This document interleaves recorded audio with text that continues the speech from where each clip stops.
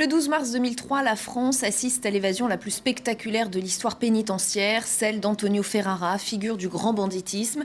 Un commando d'une dizaine d'hommes vient l'extraire des murs de la prison de Fresnes, l'une des mieux gardées de France. Ils le font à coups d'explosifs, de lance-roquettes et de kalachnikov. Les surveillants parlent alors de scènes de guérilla. Le ministre de la Justice évoque, lui, une opération de type militaire. L'un des complices de cette évasion est avec moi sur ce plateau. Bonjour Malek Bouabass. Vous avez fait 7 ans de prison. Et aujourd'hui, vous racontez cette évasion de l'intérieur dans un livre intitulé simplement L'évasion de Fresnes aux éditions Don Quichotte. Racontez-nous d'abord comment cette évasion a été préparée. On dit qu'elle a été minutieusement préparée. Quand, comment et qui en a eu l'idée? Juillet 2002, Antonio Ferrara se fait interpeller suite à une précédente évasion. Il est incarcéré à la maison d'arrêt de la santé pendant 2 mois, de laquelle il est transféré suite à une suspicion d'évasion. Il se retrouve à Fresnes, donc il s'est passé 9 mois, de juillet 2002 à mars 2003, le jour de son évasion. Ça a été préparé minutieusement, rien n'a été laissé au hasard. La maison d'arrêt de la santé, dans un premier temps où il était incarcéré, était un endroit plutôt difficile d'accès.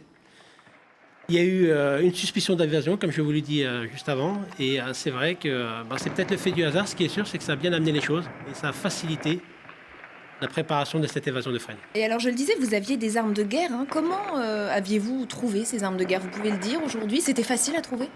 Alors, il faut savoir que chacun a ses réseaux. Mais bon, les armes de guerre, on le voit encore aujourd'hui à Marseille.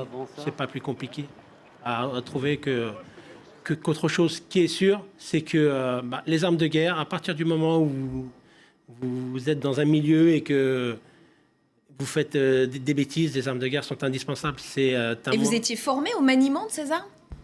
Je dirais que, comme un peu tout, il faut de l'entraînement. Au détour des regards, on s'entraîne. Tout le monde s'est entraîné au détour de regard dans une forêt. On le voit assez souvent dans les reportages, mais bon, c'est plus ou moins ce qui se passe. Et formés, c'est sûr qu'ils n'ont pas des carrières militaires. Les membres du commando n'ont pas de carrière militaire, donc c'est avéré.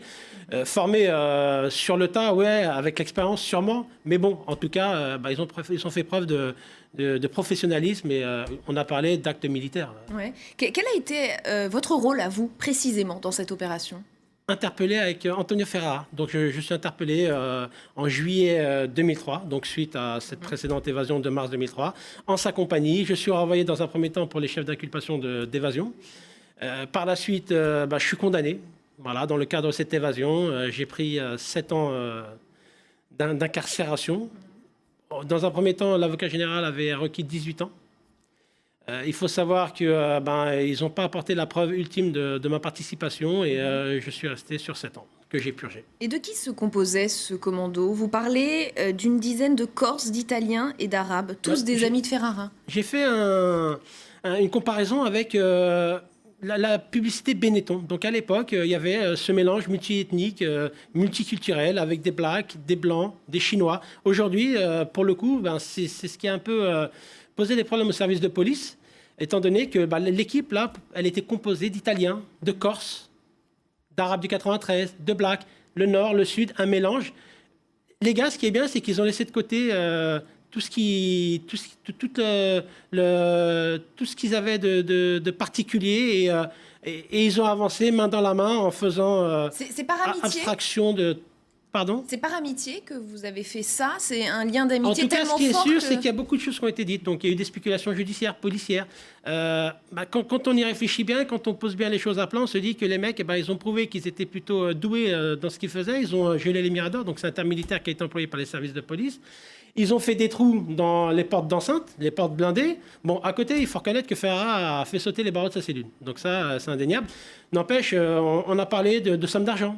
On a parlé du fait qu'il était indispensable pour le milieu. Bon, les mecs, ils ont prouvé par leur professionnalisme, par leur façon d'aborder les choses, qu'ils avaient un certain professionnalisme. Et concernant l'argent, il était plus simple pour eux d'aller attaquer un fourgon blindé. Et personne n'a été blessé, heureusement, dans cette opération, ni tué. Mais c'était un risque à courir, que vous étiez prêt à courir? Il faut savoir que le procès il a duré 2 mois et demi. Pendant ces 2 mois, toutes les personnes concernées, donc tous les protagonistes de cette affaire, ont eu l'occasion de s'étendre, s'épancher sur le cas des surveillants.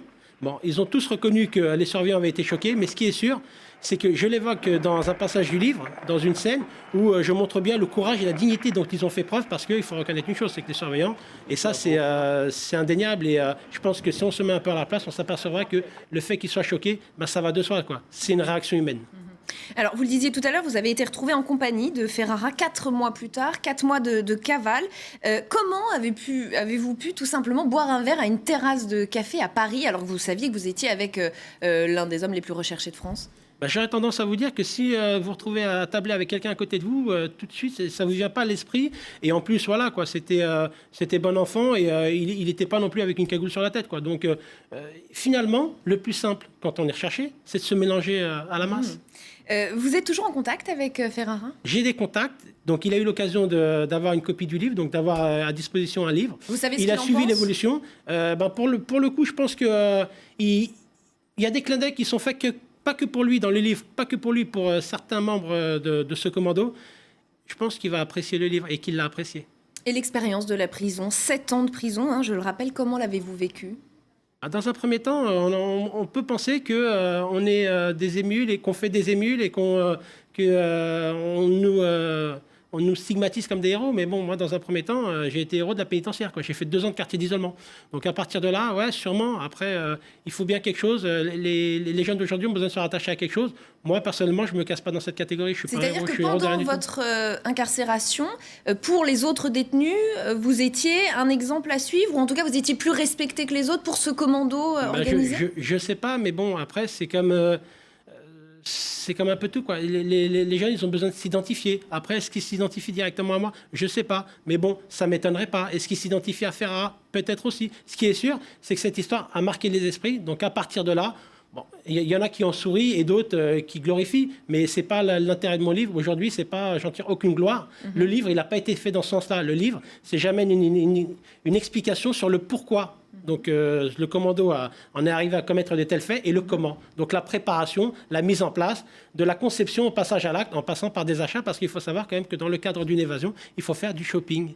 Et les gars, ils ont été faire du shopping. Ils ont acheté du matériel, d'une autre sorte certes, mais bon, ils fréquentent aussi des boutiques comme Decathlon, où ils peuvent acheter des gants, des bananes, des choses comme ça pour mener à bien leur Et ce livre, justement, vous commencez à l'écrire assez vite, hein, dès 2008. Pourquoi ? Vous avez eu le besoin d'exprimer quelque chose tout de suite ? En fait, dans un premier temps, 2008, pourquoi ? Parce que 2008, c'est les prémices du passage en jugement. Donc, la cour d'assises, les portes de la cour d'assises sont ouvertes au 1er septembre. Et j'ai préparé ma défense, en fait. Et à cette occasion, j'ai eu à disposition les éléments du dossier, à savoir mon dossier d'instruction. Et c'est vrai, je me suis penché là-dessus. Dans un premier temps, comme je vous disais, pour préparer ma défense, et je me suis aperçu qu'il y avait beaucoup de choses dans ce dossier, et ça m'a intéressé, et au-delà de ça, par la suite, c'est vrai que je vous parlais de spéculation, mais c'est vraiment ça, et je pense que les livres, on l'attendait, parce qu'il faut reconnaître une chose, c'est que cette histoire, c'est une affaire de dingue. Donc voilà, et je pense qu'aujourd'hui, le fait de la raconter, ça éclaircit un peu les esprits, ça amène un peu on retire les zones d'ombre, et j'amène l'explication qu'il faut que tout le monde sache, quoi. Cette histoire, c'est pas une histoire de pognon, c'est une histoire d'amitié. Malek Bouabbas, si je vous demande de terminer cette phrase, le 12 mars 2003, c'est le jour où ? Que me répondez-vous ? 4h15, des hommes attaquent la prison de Fresnes. À l'explosif, 4h25, Antonio Ferrara est libre. Il s'est passé 10 minutes. Merci beaucoup Malek Bouabbas d'avoir été mon invité dans le jour où. L'information continue sur LCI.